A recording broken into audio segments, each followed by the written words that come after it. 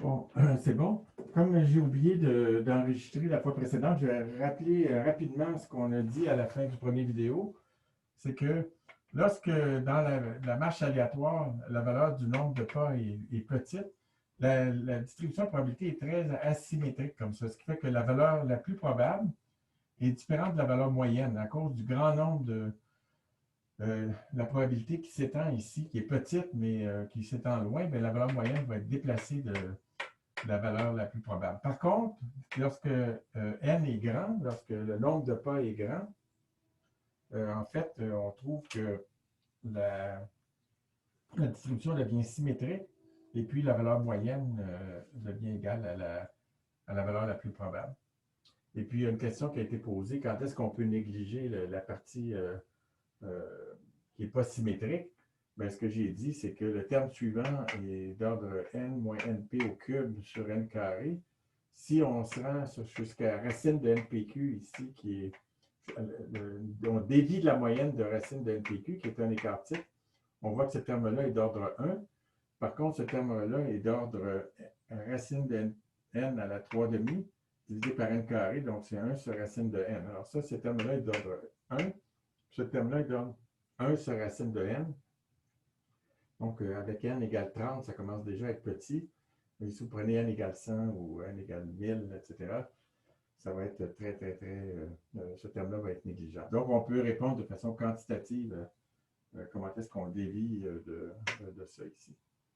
Donc là, la vidéo que vous avez vue, en fait, ça vous a montré que, pas grand-chose en fait, ça vous a montré que quand n est grand, autour du maximum, en fait, autour de n'importe quel point, la distribution de probabilité varie lentement.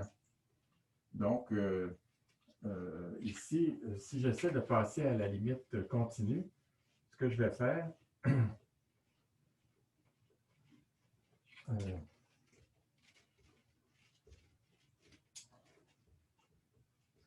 c'est simplement de dire que donc x, ça a des dimensions, n, ça n'avait pas de dimension, x maintenant, c'est une position, donc ça a des dimensions. Alors, vous voyez que je peux relier x et n comme ça ici. Et puis, donc, tout ce que j'ai à faire, c'est remplacer n dans l'expression-là qui est ici par, vous voyez, si j'ai, donc, n, ça va être égal à quoi? Ça va être égal à, donc, x, oups, pardon.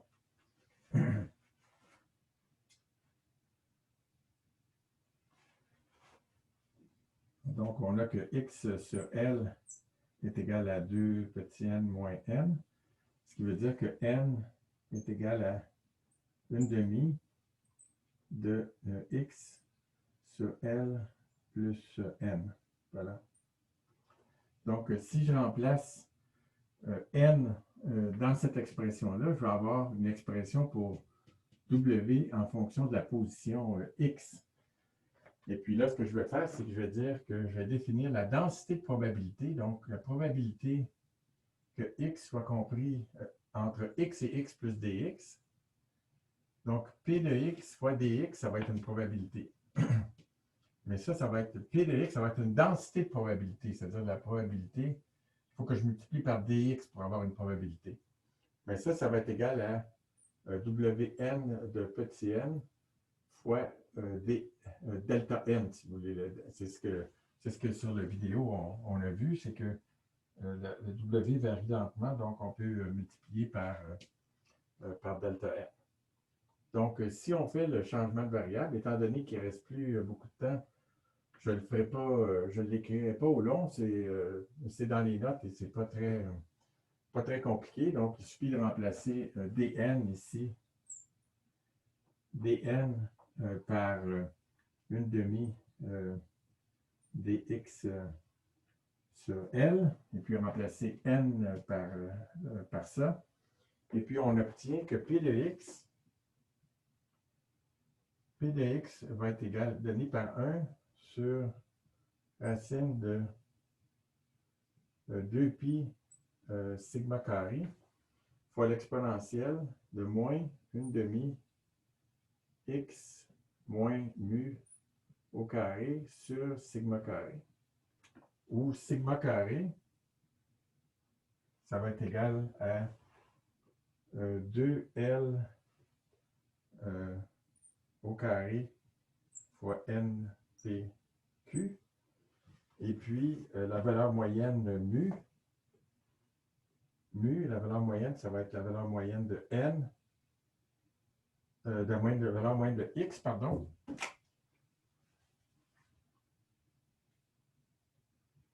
La valeur moyenne de X, qui est, donc, X est donné là, ici.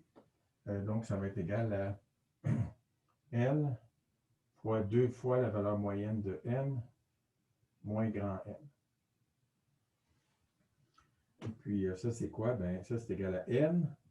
Puis la valeur moyenne de petit n, c'est NP moins n, qui est égal à L fois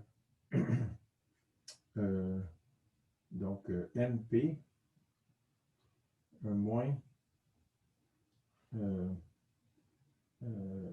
moins 1 moins P fois N. Et puis ça, c'est égal à L fois N fois P moins Q.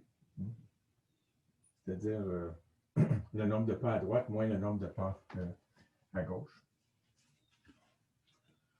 Donc, ça, c'est le résultat important auquel on voulait arriver aujourd'hui. Je vais vous laisser regarder la dérivation dans les notes, mais c'est vraiment juste de l'algèbre élémentaire.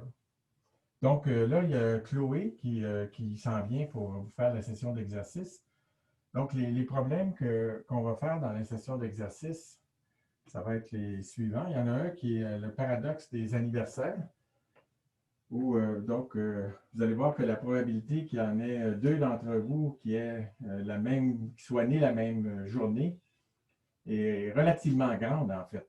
Même s'il y a 365 jours dans l'année, la probabilité qu'il y en ait deux, n'importe qui parmi vous, qui ait leur anniversaire la même journée est élevée. Ça s'appelle le paradoxe des anniversaires.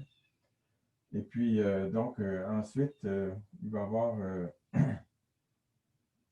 un autre problème qui va utiliser les combinaisons, les n factoriels, etc., qui est relié aux fermions. Donc, les fermions, c'est comme des électrons, donc des particules élémentaires qui ne peuvent être dans un état quantique qu'un à la fois, une particule à la fois. Donc, étant donné un certain nombre de fermions, puis un certain nombre d'états, ben, on va trouver la probabilité que ça soit comme ça. Puis, finalement, il y a un autre problème qui est finalement celui de la distribution de Poisson.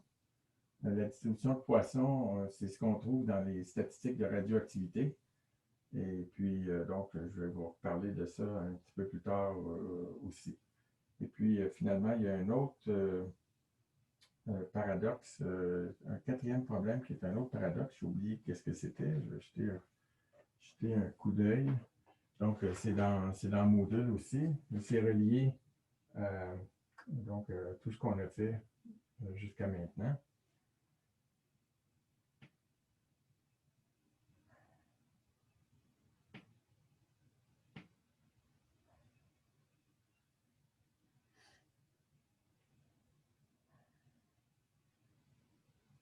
Ah oui, c'est notre chevalier de mairie. Hein? On a parlé au début du chevalier de mairie qui avait des problèmes avec ses jeux.